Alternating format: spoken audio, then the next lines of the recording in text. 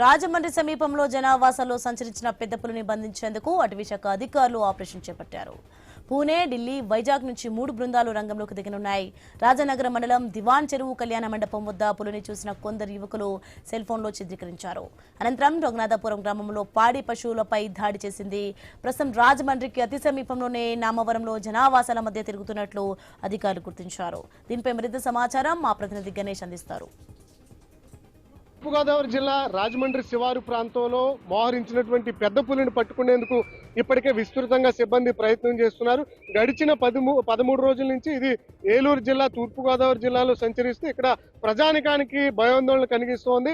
ఛత్తీస్గఢ్ పరిసర ప్రాంతాల నుంచి ఖమ్మం మీదుగా ఇటు కన్నాపురం ఏరియా నుంచి కోయిలగూడెం, బుట్టాయిగూడెం, ఇటు పోలవరం మండలాల నుంచి ఇటు గోదావరి పరిసర ప్రాంతాలు దాటుకుని ప్రస్తుతానికి రాజమండ్రి శివారు ప్రాంతమైనటువంటి దివాన్ చెరువు, నావరం ఈ పరిసర ప్రాంతాల్లో మోహరించింది.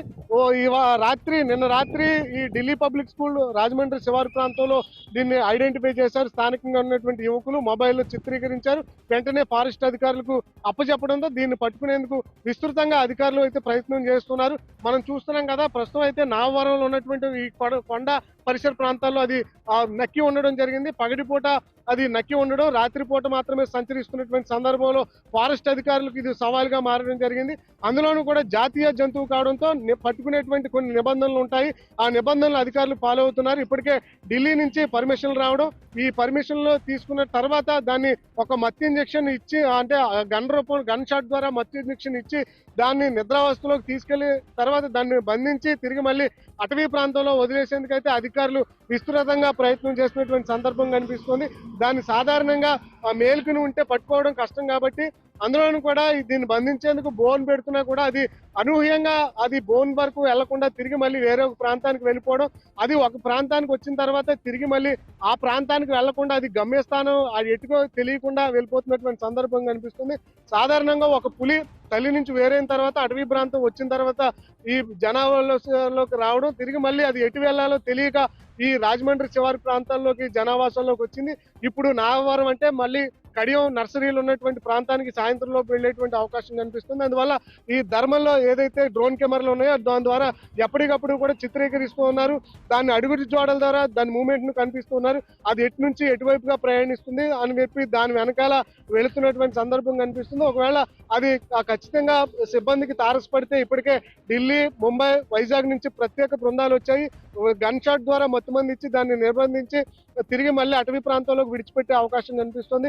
ఎందుకంటే జాతీయ జంతువు కావడంతో అది ఒకవేళ చనిపోయినా కూడా మళ్ళీ ఆ సిబ్బంది మీద ఇబ్బందులు వచ్చేటువంటి అవకాశం ఉంటుంది. కేసులు ఎదుర్కోవాల్సిన పరిస్థితి కనిపిస్తుంది. అందువల్ల ఇప్పటికే ఢిల్లీ నుంచి పర్మిషన్ తీసుకున్నారు కాబట్టి ప్రజానికానికి ఇబ్బంది లేకుండా దీన్ని ఇక్కడి నుంచి బంధించి షిఫ్ట్ చేసేందుకు విస్తృతంగా ప్రయత్నం చేస్తున్నారు. ఇప్పటికే మనం చూసాం, తొర్రేడులో 2 ఆవులు చనిపోవడం, అదేవిధంగా రాత్రి రఘునాథపురంలో ఒక గేదెను చంపడం. ఇప్పటి వరకు అయితే పశువులు హతమార్చిన తప్పితే జనావాసాల మీద, ప్రజల మీద ఎక్కడ దాడి చేయలేదు. కానీ ఇది ఎలాగే కొనసాగితే ప్రజల మీద కూడా ప్రాణాంతంగా మారే అవకాశం ఉన్నటువంటి సందర్భంలో దీన్ని పట్టుకునేందుకు విస్తృతంగా ప్రయత్నం చేస్తున్నారు. రాజమండ్రి శివారు ప్రాంతానికి వచ్చేసరికి ఇప్పటికే తీసినటువంటి వీడియోలు సోషల్ మీడియాలో హల్చల్ చేయడం, రాజమండ్రి శివారు ప్రాంతంలో తిరగాలంటేనే జనాలు భయాందోళనకు గురవుతున్నటువంటి సందర్భం కనిపిస్తుంది. గతంలో కూడా ఒక పెద్ద చిరుతపులి ఇటు ప్రాంతానికి రావడం, అది మళ్ళీ 20 రోజుల పాటు అక్కడ ఉన్నటువంటి ఫారెస్ట్ సిబ్బంది ఇబ్బందులు పెట్టి తిరిగి మళ్ళీ అది ఎటు వెళ్ళిందో తెలియక అంటే వెళ్ళిపోయిందని చెప్పి నిర్ధారించుకోవడం జరిగింది.